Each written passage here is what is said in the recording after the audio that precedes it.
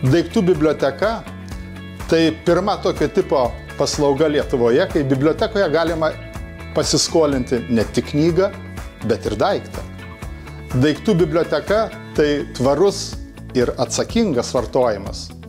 Kam pirkti daiktą, kurio galbūt reikės labai trumpai, kai jį galima pasiskolinti ir dalintis? Naudojatės daiktų biblioteka? Vadinasi, prisidedate prie tvaraus vartojimo bei planetos išsaugojimo. Ir tai dar ne viskas. Daiktų biblioteka mažina socialinę ir kultūrinę atskirtį, nes daugelis daiktų bibliotekos daiktų gana brangus.